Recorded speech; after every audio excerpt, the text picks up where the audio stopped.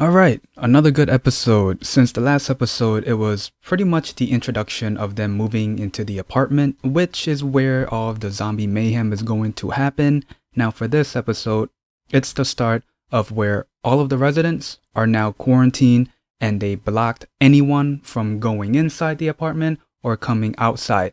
So now the zombie mayhem is officially starting. Maybe, because the next episode could be, well, we know that it's spreading because of the pills. We know that it's spread already, and I don't think the mayhem is going to start until next Friday. I think they're still in the process of trying to build up to whatever craziness they have planned. So first, at the beginning of the episode, Sebum is one crazy character. She jumped into the trailer full of rampaging zombies to save Seung-young. I get it. That's her friend, that's her partner, but still, she's a crazy character. And here's the thing, she's already scratched. I don't think getting scratched again or getting bitten would do anything else. Well, not that I know of. So I think she's alright, but this just proves that, again, she is one crazy character. She even told the soldiers while she was holding off the zombies to close the door behind her, and of course Eon coming in and taking her out and also saving Seung-young as well. But man, I give her props for doing that.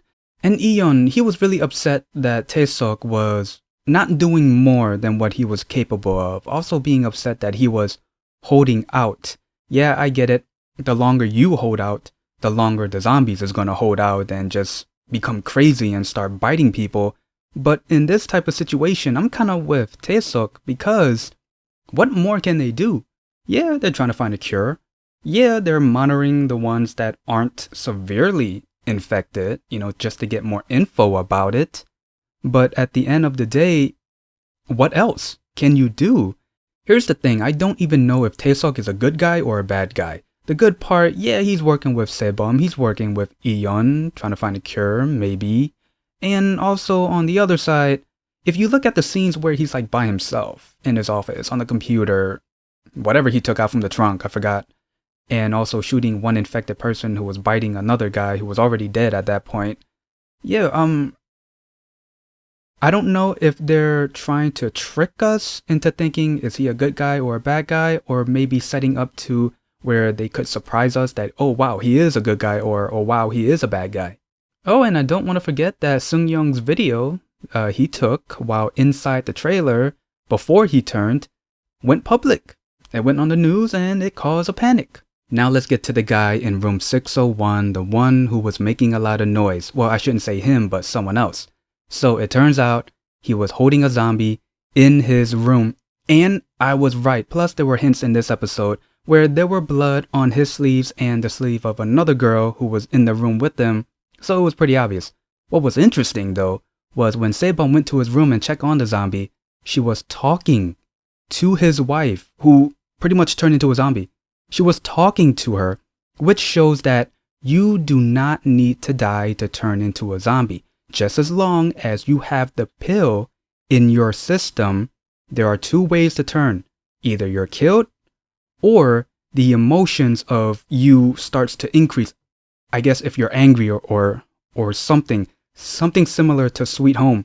But yeah, two of those things will definitely turn a person into a zombie if they have the pill inside their body. And then of course the zombie is let loose in the building, which allowed most of the residents to see what was going on, and they went to the store and started stocking up on food and whatever they needed. We've been there before. So Eon was doing a little bit of investigating after the incident, and he found the pills inside the bathroom where the zombie was at. And of course, if you take the pill, you're gonna turn into a zombie, which led him to think that the guy killed his wife, and because she died, the pill activated and turned her into a zombie. The reason why he killed her, I think is pretty obvious. I mean, an old guy with a wife who's sneaking a woman in his apartment. I think the situation is pretty obvious. And what's crazy was that he was trying to use that zombie situation to hide the murder case that he committed. Then towards the end of the episode, Tae Seok is telling Sebum about the pill and that The guy's wife from 601, she wasn't the only one who took the pill. Other residents in that building also took it. That means that disease is spreading, and then quarantine. I do like watching the relationship between Sebum and Eon. I've said this before, I'm a sucker for longtime friends becoming lovers. They are longtime friends, but when it comes to the romance in this drama, it's not really the main focus. It's mostly just suspense and thriller and the zombies and whatnot.